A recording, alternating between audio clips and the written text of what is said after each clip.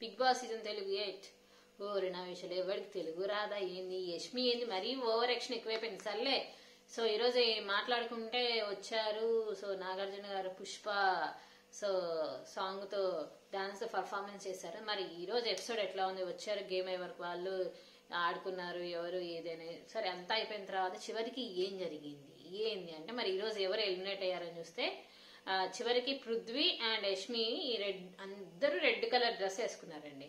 So ఏదంగానే చివరికి ఏమో మరి యష్మి అయితే ఈ వీక్ ఎలిమినేట్ అయిపోయింది. సో మనం అనుకున్నట్టుగానే యష్మిని బయటికి పంపించడం అంటే బయటికి వెళ్ళడానికి రీజన్ ఏంటంటే ఆమె యొక్క నోటి ఇదే కారణం అని అర్థమవుతుంది జనాలకి కూడా. సో యష్మి ఎలిమినేట్ అవ్వడం కరెక్టేనా కాదా, ఫేకా, మీకు ఏమనిపిస్తుంది, అసలు రీజన్స్ మీరేమనుకుంటున్నారు కామెంట్ బాక్స్ లో కామెంట్ చేయండి. సో యష్మి వెళ్ళిపోవడం కరెక్టా కాదా? అసలు టాప్ 5 లో ఉన్న అమ్మాయి టాప్ 5 లో ఉంటుంది అని అనుకున్నారు, కానీ టాప్ 5 లో ఉన్న అమ్మాయి చివరికి బయటకి అయితే వచ్చేసింది. సో మొత్తానికి యష్మి ఎలిమినేట్ రీజన్ ఏంటంటే ఆమె యొక్క మాట.